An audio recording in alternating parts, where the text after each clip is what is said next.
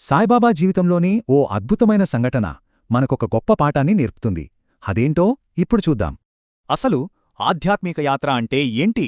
ఈ ప్రశ్నకు సమాధానం బాబా భక్తుడి కథలోనే దొరుకుతుంది. ఈ కథకి ఆధారం పవిత్ర గ్రంథమైన సాయి సచ్చరిత్ర. ఇందులో బాబా జీవితం, బోధనలు అన్నీ ఉంటాయి.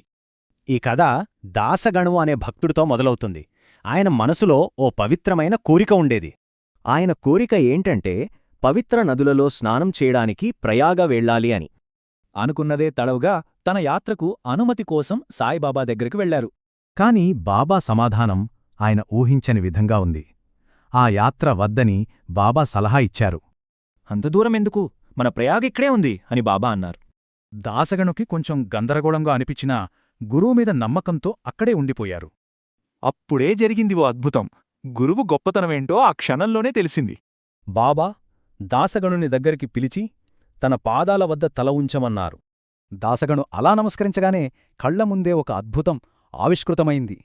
అద్భుతమేంటంటే బాబా కాలివేళ్లనుంచి గంగా యమునలు ప్రవహించసాగాయి.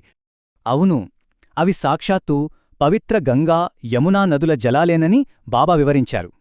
ఈ అద్భుతం గురువు పాదాలే పవిత్ర తీర్థాలు అనే గొప్ప సత్యాన్ని తెలియజేసింది. ఈ కథ ద్వారా బాబా మనందరికొక ముఖ్యమైన సందేశమిస్తున్నారు.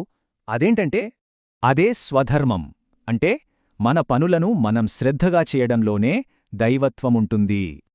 మన బాధ్యతలను చిత్తశుద్ధితో నిర్వర్తించడమే అసలైన పూజ అని బాబా చెప్పారు. మన పని, మన కుటుంబం, మన బాధ్యతలే మన అసలైన పుణ్యక్షేత్రాలు.